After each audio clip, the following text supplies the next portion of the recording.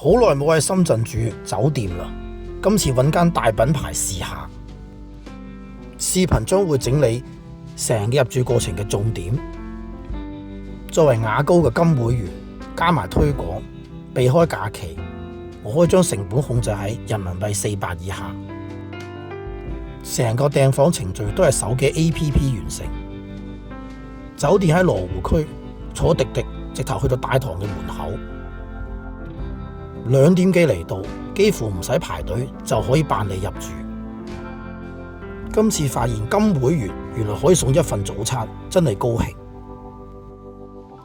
check in 完之後就坐電梯上去，今次升咗去14樓較高嘅樓層，嗰度可以面對荔枝公園，景色優美。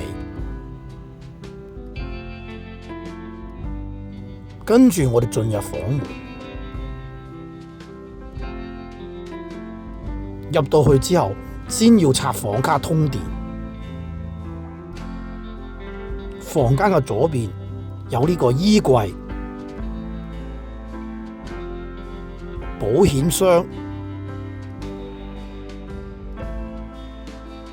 仲有迷你吧。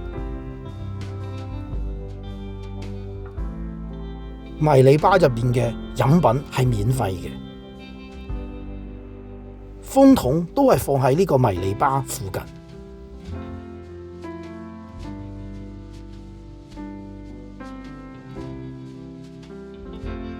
右邊係衛生間，單洗手盤，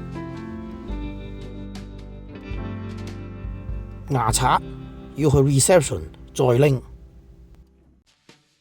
浴缸同埋臥室之間用玻璃隔開，呢個設計都算幾潮。睡房嘅左邊係電視，側邊有放行李嘅地方。電視機下低有一個 USB 插頭，但房間冇其他 USB。而且亦都冇香港製式嘅插頭。右邊有一張大床，兩邊都有閱讀燈。最入邊係梳化，出邊就係窗外嘅景色，都幾舒服。我哋今次金會員嘅福利好滿意。酒店嘅餐廳喺2樓。我嚟呢度領取歡迎嘅飲料，隔籬有一個酒吧區，呢度個整體環境都令人幾放鬆。